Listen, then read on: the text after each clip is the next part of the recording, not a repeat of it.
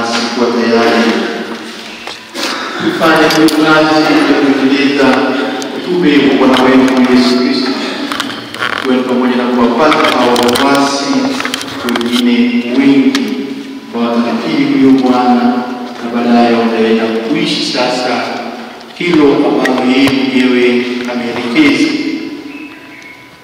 kwa maneno na kwa matendo.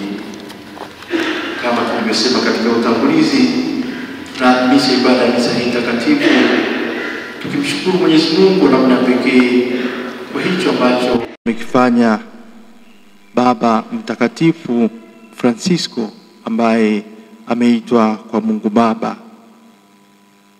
Nasi tunapenda tufuate nyayo zake kwa mengi ambayo aliyafanya bila uoga, na kama yanavyosemwa tayari sasa hivi katika vyombo mbalimbali, na vingine sisi wenyewe mengine yote tunafahamu au tumeyaona, na hasa wale ambao wameishi na wakawa karibu naye na wakafanya kazi pamoja naye wanaweza wakashuhudia yale ambayo aliyafanya.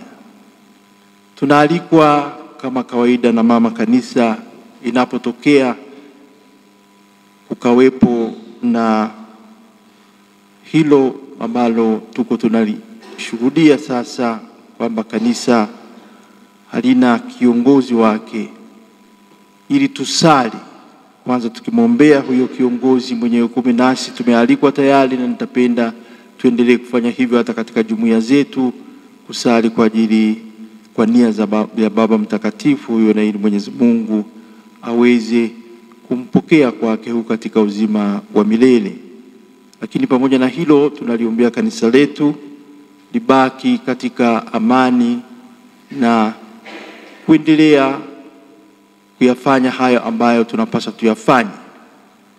Lakini kwa muda huu, kwa namna pekee, tuwaombee hawa ambao sasa wanakwenda, makardinali wote wa ulimwengu kadiri ya taratibu zilivyopangwa, ambaye hata kuwa na kizuizi chochote na ambaye anapaswa kuwepo pale Roma, itabidi afike kuanzia leo. Wanapaswa wawepo hapo kwa ajili ya kuanza hivyo vikao mbalimbali, kwanza kwa ajili ya maandalizi ya mazishi ya Baba Mtakatifu Francisco, alafu baadaye kwa ajili ya kujiandaa kwenye uchaguzi wa papa mpya.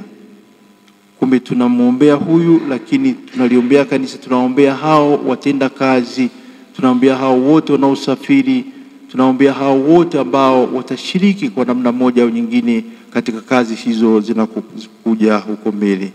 Naomba na mimi mniombee, kwa sababu itabidi leo niondoke niende kukutana vile vile na hao makardinali wenzetu kwa ajili ya kufanya hizo kazi ambazo tunapaswa tuzifanye.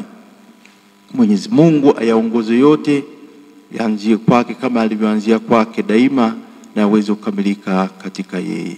Tumsifu Yesu Kristo.